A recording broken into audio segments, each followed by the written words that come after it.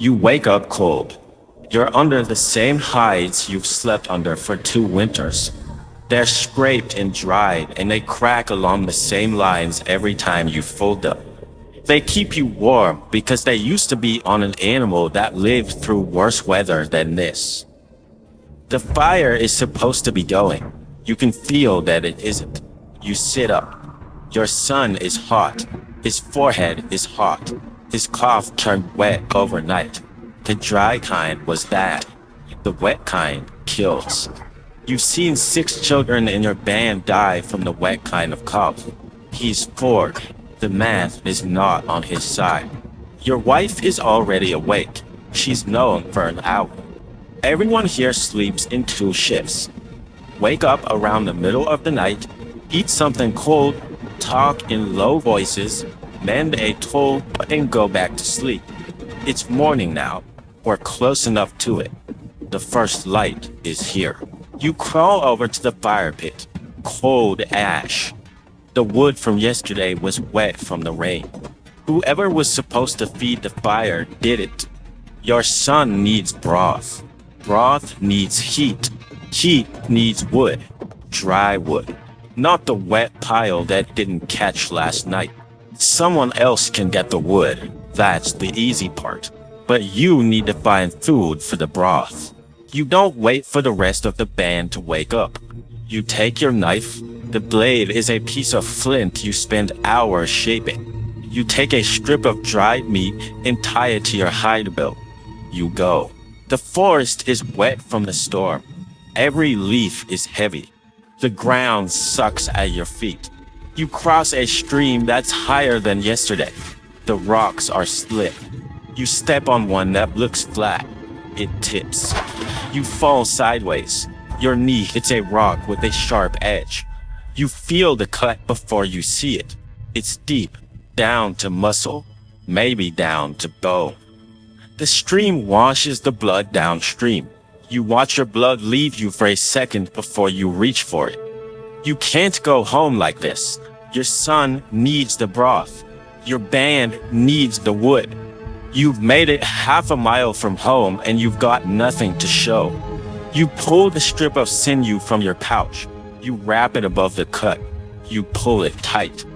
The bleeding slows. You stand up and keep going. The smell of blood travels.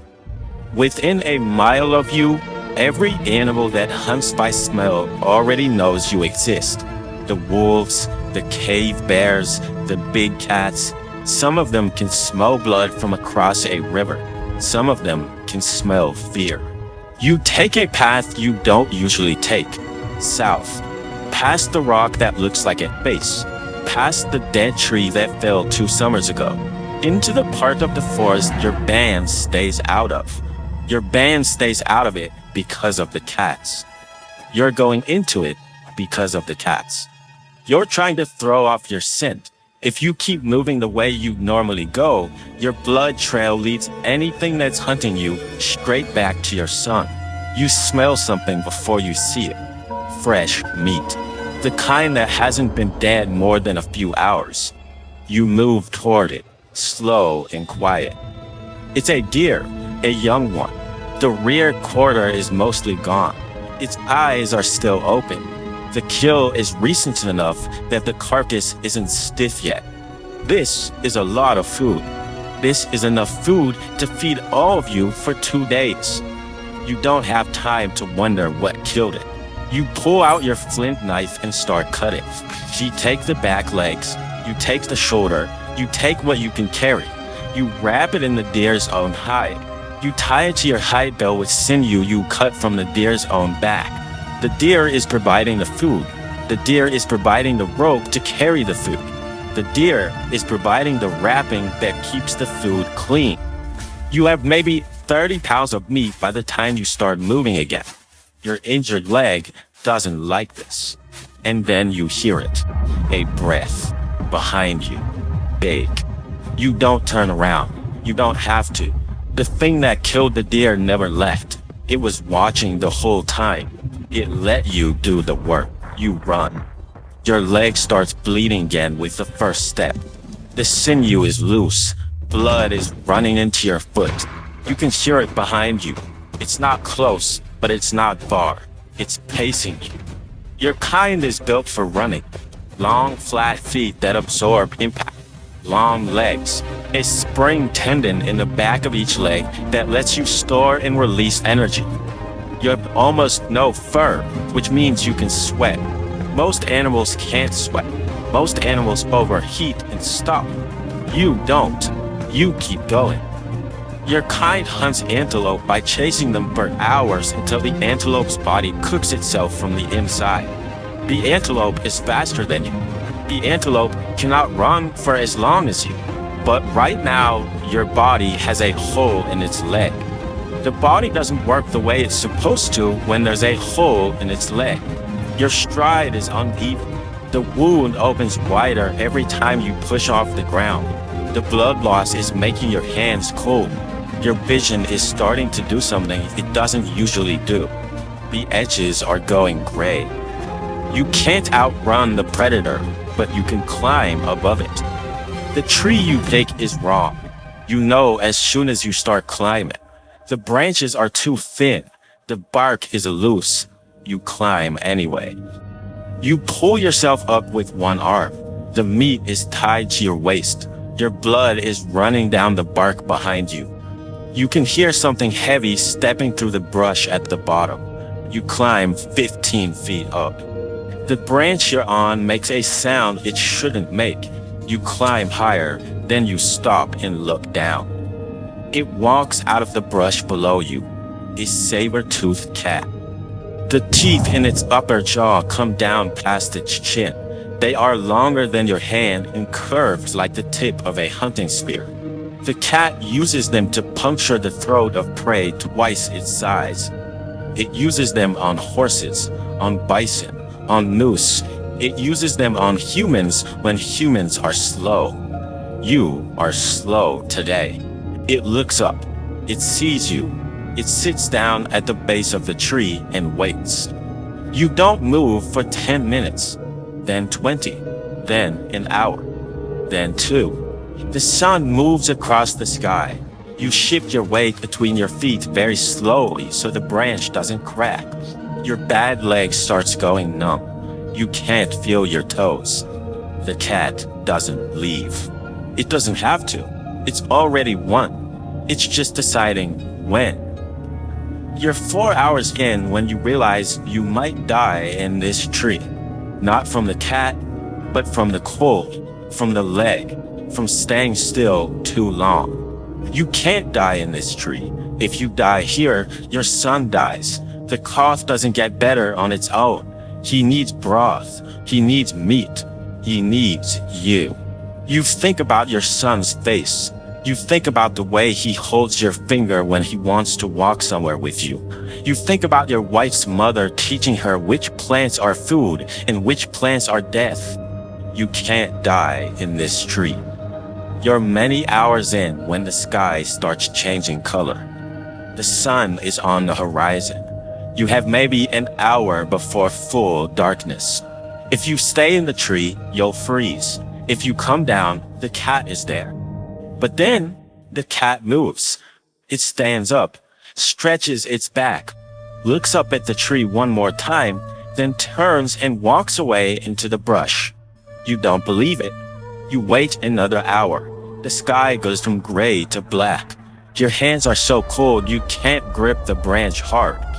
You wait until the wind shifts, until you can't hear it anymore, until your gut tells you it's actually gone.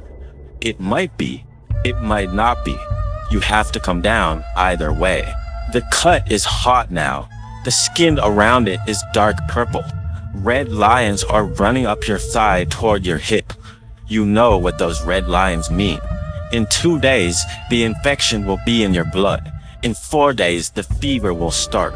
In a week, you'll either be alive or you won't. You don't have time to think about that yet. You have to get home. You move slowly. You're getting closer to your son. You stop every few minutes to listen. Every shape in the dark is a saber-toothed cat until you hear it move and prove it isn't.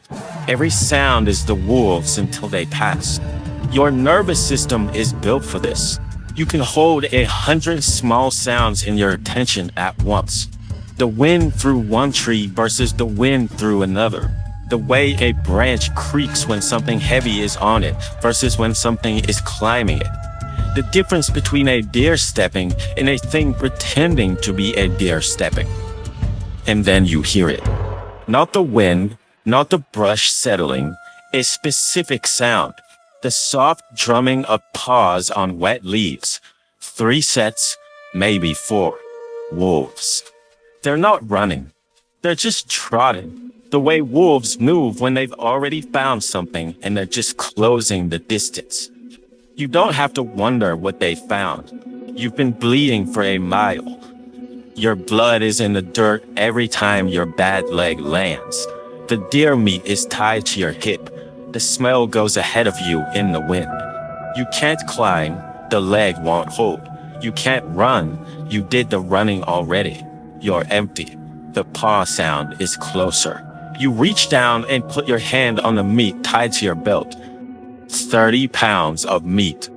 This is what your family eats. This is what your wife boils into broth so your son drinks something that isn't water with herbs in it. Water with herbs is what they gave her brother 3 years ago. He didn't make it. Broth is what they gave your cousin last year. He did make it. The math is right there. The meat is the difference. You have about 10 seconds to decide. So, you make your choice. You pull your flint knife out. You cut the sinew at your head. You take maybe half the bundle, the shoulder and the smaller back leg, and you drag it sideways into the brush, off the path. You smear it against a bone log so the scent stays. You set it down. You move the other direction, slow, the way you move when something is hunting you. You hear the pack hit the bait. 3 of them, the sounds of tearing, of one wolf snarling at another over the bigger piece. The 4th one is still on the path. You can hear it. He's not eating, he's walking. The same trotting pace as before. It didn't take the bait. You stop where you are, knife in your hand, back against a tree that's barely wider than you. You wait. The wolf comes around the bend. It's young, ribs showing through the gray. The kind of wolf the pack lets eat last. The kind that has to take its own chances. It sees you, it doesn't slow down. You only get one swing. You wait until it's 3 feet from you and you take your chance.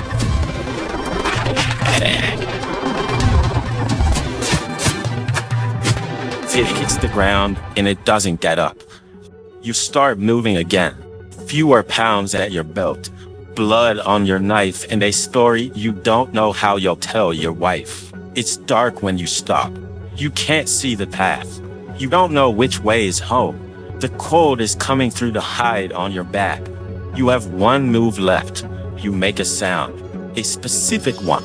It's the call your band uses for alive, in trouble, find me.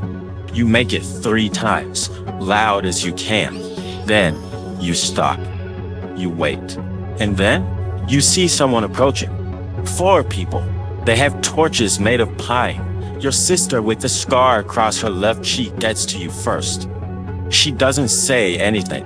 She lifts you under one arm. The other men take the meat. You move together, slowly, toward your family. Your wife is waiting. She's seen wolves like this before. 3 years ago, her brothers. He didn't make it. Last year, your cousins. He did. She washes the leg with water she heated while you were gone. The water is so hot, it hurts more than the wound. Heat kills the things that kill people. She crushes yarrow leaves between 2 stones and presses the green pulp into the cut. The yarrow makes the bleeding slow and the swelling go down. Your kind has used yarrow for as long as your kind has existed. She covers the whole leg in pine resin. Pine resin keeps things out of the wound. She pulled it off a tree in the afternoon while you were in a tree hiding from a cat. She wraps the whole thing in a clean hide. Your wife learned this from her mother. Her mother learned it from hers. The treatment is older than your language, older than the band. These are women in your line going back 40 generations who have done exactly this to keep their husbands alive. You feel the heat of the leg going down already. You feel the cold of your skin going up. It might not be enough. You won't know for 3 days. She makes broth from a chunk of the deer.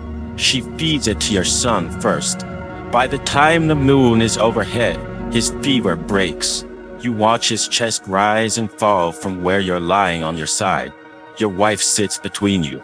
The fire is going strong. Your leg pulses with every heartbeat. You don't know if you'll wake up tomorrow.